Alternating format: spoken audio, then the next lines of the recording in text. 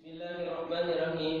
Assalamualaikum warahmatullahi wabarakatuh. Alhamdulillahirabbil alamin. Teman-teman, apa kabarnya yang di rumah hari ini? Alhamdulillah, luar biasa, tetap semangat, tetap ceria. Allahu Akbar. Bertemu lagi dengan Mas Safwan pada hari ini. Masih kegiatan yang sama, ya teman-teman, dengan tema yang berbeda. Hari ini Pak Safwan akan membahas tentang akhlak. Mudah-mudahan teman-teman semua yang ada di rumah dalam keadaan sehat dan juga dalam perlindungan Allah Subhanahu wa taala. Amin ya rabbal alamin. Teman-teman sekalian dirahmati Allah Subhanahu wa taala. Dalam Al-Qur'an surah Al-Qalam ayat keempat dikatakan bahwa yang artinya, dan sesungguhnya engkau atau Nabi Muhammad berada di atas budi pekerti yang agung. Dan dalam hadis pun dikatakan bahwa aku diutus hanya untuk menyempurnakan akhlak manusia.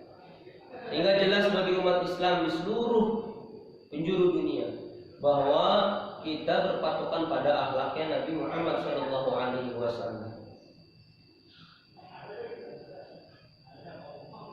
Teman-teman sekalian rahmati Allah Subhanahu wa taala, akhlak begitu amat penting.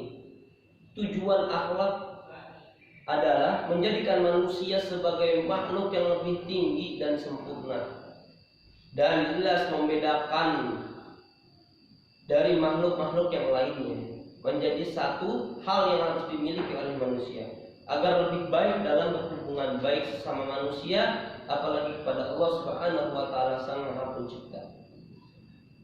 Akhlak terpuji atau akhlakul mahmudah, yaitu perbuatan baik terhadap Allah Subhanahu wa taala, sesama manusia dan makhluk-makhluk yang lain. Berikut contoh akhlak terpuji. Yang pertama, teman-teman, berbakti kepada kedua orang tua. Sudah selayaknya kita sebagai anak yang dilahirkan, kita harus berbakti kepada orang tua. Di antaranya kita harus berbuat baik. Kita harus menuruti apa kata orang tua jika itu adalah kebaikan. Disuruh belajar, kita harus belajar. Disuruh mengaji, kita harus mengaji. Kalau misalkan ada orang tua yang minta pertolongan, kita harus bantu. Kita harus menolongnya. Kita tidak boleh memerintah orang tua.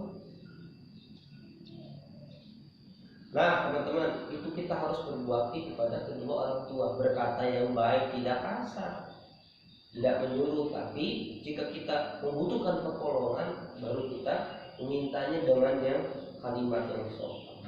Lalu menghormati tetangga dan tamu. Jika ada tetangga kita di samping rumah kita atau tamu yang datang, kita harus memuliakan, karena kita hidup tidak sendiri.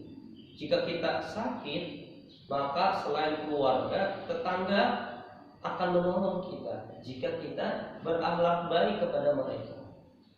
Di antara akhlak yang baik terhadap tetangga, kita harus sopan santun, kita harus hormat ketika jalan, kita harus permisi, kita harus menyapa mereka, berkasih sayang dan peduli kepada mereka. Nah, lalu berusaha menimbulkan rasa kasih sayang serta menarik simpati orang lain. Kita harus kasih senyum sapa ke orang, kita harus salam ke orang. Tidak boleh memasang muka yang cemberut, muka masam, tidak boleh seperti itu.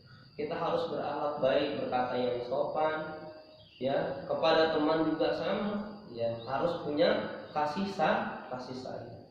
Lalu memberikan sumbangan yang bersifat meringankan beban orang, ya, yang berhak menerimanya, seperti yatim, seperti fakir miskin, orang yang tidak mampu.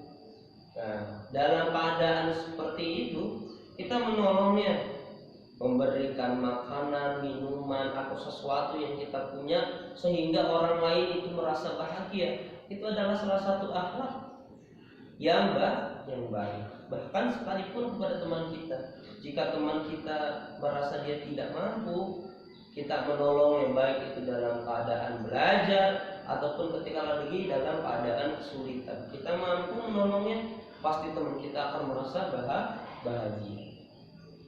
Lalu membantu memudahkan urusan sesama manusia bagi yang mampu. Jika ada tetangga atau saudara kita yang minta pertolongan kepada kita, kita mempunyai mobil, tetangga kita tidak mempunyai, sedang saat itu dia lagi sakit, maka kita berusaha untuk menolongnya, untuk membawa ke rumah sakit atau puskesmas terdekat. Itu adalah salah satu contoh akhlak yang baik.